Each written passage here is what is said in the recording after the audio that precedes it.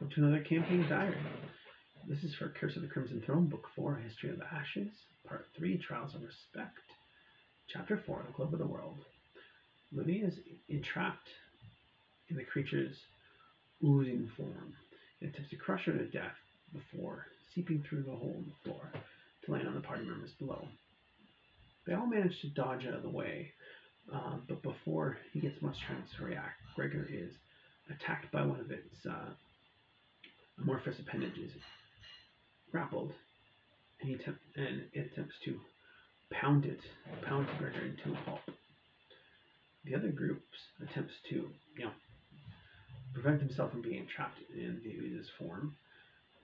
Inyo takes on the remaining Red Mantis assassins. Idris attempts to dodge in and out, getting a lucky attack here or there on the creature, attempting to get the best attack possible. Whereas Renan allows his summoned Celestial to pounding on the ooze himself, magic and his mace. It takes some time before the group can overcome the ooze creature. It managed to do some damage beforehand, severely wounding Gregor and Eno and Livia. After the fight is done, they interrogate the remaining Red Mantis assassin. The Red Mantis assassin gives them some information. First of all, he reveals that the group has been followed by the Red Mantis. The Red Mantis are employing the services of a ranger by the name of Cinderlander, which the group has heard before, to track the party through the Cinderlands to the Thrall Keeper's mausoleum. They also find that the Cinderlanders are motivated by a deep hatred of the Shanti, because way back when, in his youth, Cinderlander's farmstead was wiped out by a Shanti raid.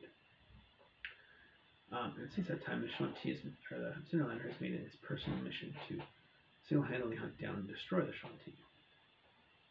The group also finds out that the Red Mantis are in fact working for the Queen, and at least at one point in Korvosa, they were headquartered in the Longacre building, which, as you recall, the group previously raided and put a serious dent in operations. He also reveals that at least the Red Mantis, the Cinderlanders, are reporting to a woman named Cinnabar, who is, when last he knew, was operating out of the city of Kirmaga. Upon further questioning, the Red Mantis assassin reveals that they have a rendezvous point with the Cinderlander several miles from the mausoleum in a little valley. The Cinderlander is supposedly waiting for them, and if they don't arrive by that night, he'll leave them on their own devices to get out.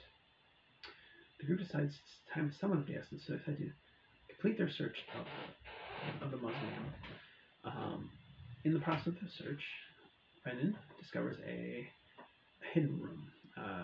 He figures it was used as some kind of panic room. And there's a giant stone block barring the way. With a group effort, the group managed to heave the stone out, and they can get into the room. They realize the room was probably once used by the Thrall Keepers as a protection room if something they tried to summon got out of hand. They find several magic items, scrolls, and jewelry lying throughout the room.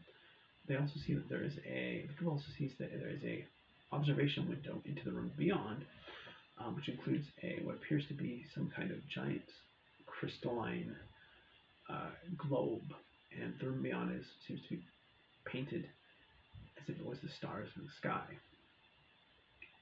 The stars in the night sky. The group heads on. Olivia ranges ahead and checks out the room and realizes that yes, there's in fact a globe, and it seems to be held up by three rods in midair. That the rest of the room appears to be the stars, the constellations, the night stars, although not current ones, perhaps thousands of years in the past. The group investigates this globe, not really at first discerning what it is, they do figure maybe at one point that it was used to